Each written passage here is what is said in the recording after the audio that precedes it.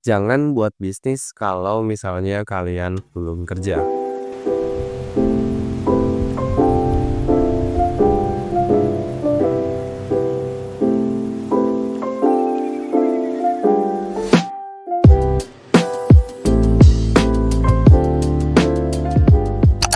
Menurutku kenapa begitu? Karena ya nggak semua orang punya privilege dari keluarganya. Karena yang aku tahu, maksudnya aku juga pernah mengalami hal tersebut, di mana suatu kondisi aku tidak pernah menjalani sebuah bisnis dan keluarga aku juga nggak pernah menjalani sebuah bisnis gitu. Jadi yang aku lihat tuh di sana problemnya adalah kita nggak tahu nih, misalnya cara menghandle dengan bagaimana. Emang dijelaskan dalam buku-buku bisnis dan buku-buku akuntansi lainnya gitu, caranya masukkan laporan keuangan, membuat laporan keuangan. Tapi kalau misalnya kita nggak ada praktek dan melihat isi dalam dari sebuah bisnis tuh kita akan susah. Ya kalau misalnya dari orang tua punya privilege, ya udah langsung jadi triliuner kaya raya dan lain sebagainya, itu itu bisa di-skip ya. Yang pertama nih, step dari sisi kita bekerja dulu, baru kita membuat sebuah bisnis tuh bisa di-skip dulu gitu, bisa di-skip langsung gitu. Tapi kalau misalnya nih kalian baru terjun dan melihat potensi yang ada di bisnis, menurutku kerja dulu baru buat bisnis. Kenapa begitu juga? Ya, karena sistem-sistem dari sebuah bisnis tuh banyak yang belum kita ketahui, walaupun kita bisa membaca dari sebuah buku.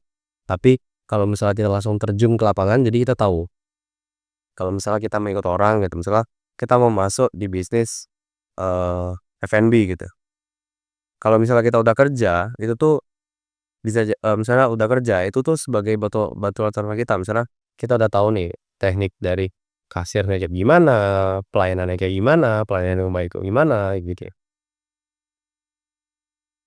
Tujuan kerja juga bukan hal yang mentok sampai di sana aja gitu. Kalau misalnya kita lihat, kan banyak tuh ada pekerja-pekerja yang setelah dia senang dengan pekerjaannya ya stay lama. Ya walaupun itu adalah sebuah konsistensi yang bagus, tapi alangkah baiknya kita mengambil kesempatan yang dimana kesempatan itu akan membuat baik kepada diri kita sendiri gitu. So, kalau misalnya kita lihat sebuah peluang yang dimana kita bisa membangun sebuah restoran, ya kenapa tidak nih kamu membangun sebuah restoran? Kalau misalnya itu juga. Dan yang ketiga, kalau misalnya kita bekerja sambil buat bisnis, ya bagusnya di arah yang kalau misalnya kita sebagai orang yang eh, mulai dari nol atau minus gitu ya. Kita bisa apply di mana aja, maksudnya kayak dalam definisi play ini kayak ya kalau misalnya kita kerjanya oke dan bisnis kita jalan, ya belum tentu karena kan bisnis sendiri konsepnya yang gimana bisnis itu nggak bisa memberikan kita makan dan pemasukan lebih gitu kalau misalnya kita lihat. Jadi bisnis itu adalah sebuah anak yang kalau misalnya kita bayangkan sebagai anak itu anak bumi diberi makan, kita sebagai orang tua memberi makan bisnis itu sebagai anak kita. Jadi kita memberikan anak kita makan, lalu jika udah besar, dialah yang memberikan kita eh, pendapatan gitu. Jadi nggak ada yang dimana namanya bisnis itu dari nol dan memberikan hasil gitu. Nggak ada kayak gitu.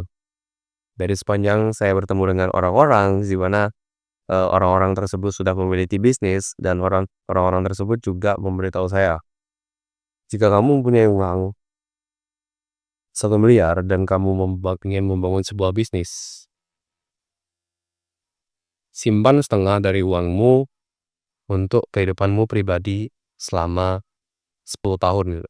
Karena kalau misalnya kita lihat sebuah bisnis tuh pasti bakal mengalami kerugian di awal dan belum tentu bisnis itu jalan gitu. Kalau misalnya kamu all in di sana dan semua uangmu dipakai, itu adalah hal yang bodoh menurut saya.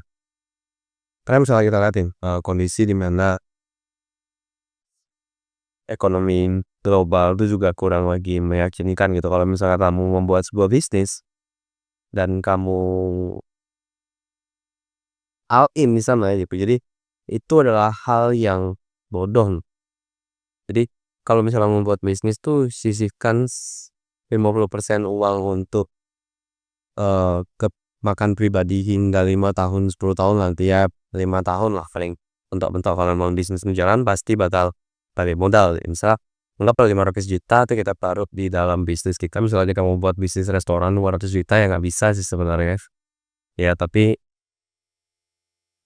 toko lah kita anggap, misalnya ya yang kecilan lah nih, warung makan gitu, warung makan ya restoran lah, warung makan 500 juta kita spend untuk beli barang dan lain sebagainya, 500 juta lagi kita pakai untuk hidup kita selama 5 tahun ya harus dipas-pasin gitu, karena kan yang dimana jangan kita ngambil uang dari bisnis kita terlebih dahulu gitu. Jadi keep saja uang untuk misalnya dapat profit dari sebuah bisnis dan itu lagi tetap dalam bisnis kita. Jadi jangan mengambil uang dari bisnis kita hingga 1 tahun ke depan, 2 tahun sampai 3 tahun loh, 2 tahun 2 sampai 3 tahun bisnis udah berjalan. Itu adalah langkah yang bagus dimana karena kan kita nggak tahu nih apa yang bakal terjadi ke depannya itu. Jadi uang tuh harus di save dengan caranya seperti itu. Karena kalau misalnya kita lihat dari sisi ekonomi itu juga baik dan finansial juga, itu adalah manajemen finansial yang baik juga menurutku. Tuh. Jadi kalau misalnya kalian ingin membangun sebuah bisnis, jadi kita lihat dulu patokannya gimana dan apa saja yang harus diperbuat. Jangan hanya melihat enaknya saja gitu.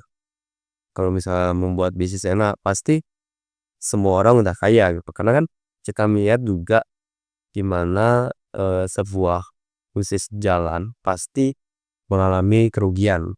Nggak ada bisnis yang 100% untung selama dia bangun gitu. Di awal-awal pasti ada kerugian, entah dari sisi apanya dan lain sebagainya gitu. Pasti banyak sebuah bisnis yang mengalami kerugian di awal. Jadi itulah yang harus kita lakukan. Misalnya kamu punya uang yang seperti saya katakan tadi 1 miliar dan kamu yang membangun sebuah bisnis, jadi kamu jangan all in di semua uang yang kamu punya.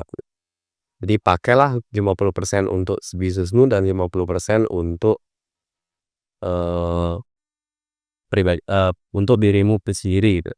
Kalau misalnya kamu sendiri it's okay ya, kalau misalnya ada keluarga ya gunakan untuk keluargamu. Karena kan kalau misalnya kita lihat juga itu kalau misalnya ini, kalau misalnya kamu udah punya uang 1 miliar, kalau misalnya kamu belum punya uang 1 miliar, langkah baiknya iya kerja terlebih dahulu atau berjualan semaksimal mungkin ya udah. Kita bisa nggak perlu kerja, tapi kita harus mengumpulkan modal karena kan bisnis itu nggak bisa dibuat dari nol langsung tiba-tiba ada gitu, kecuali emang orang tuanya kaya dan emang diturunkan, ya itu kondisi yang berbeda juga. Kalau misalnya emang nggak ada uang dan nol, langkah baiknya kita loh kerja dulu gitu. Berapapun kita dibayar harus kita ambil gitu. Karena kalau misalnya kita nggak gini dan kita memilih untuk pada saat eh, baru mulai, itu menurut saya adalah hal yang tidak benar atau bodoh lah kita bilangnya.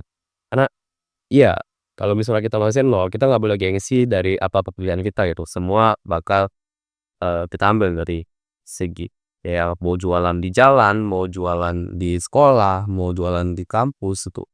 Menurutku itu adalah hal yang bagus karena kalau misalnya kita berjualan, kita merasa juga skill dari marketing kita, karena marketing itu juga penting kan di sebuah bisnis. Kalau misalnya kita lihat eh, mungkin video yang saya akan berikan hanya segini. Terima kasih sudah menonton video ini. Jangan lupa ya like, comment, and subscribe.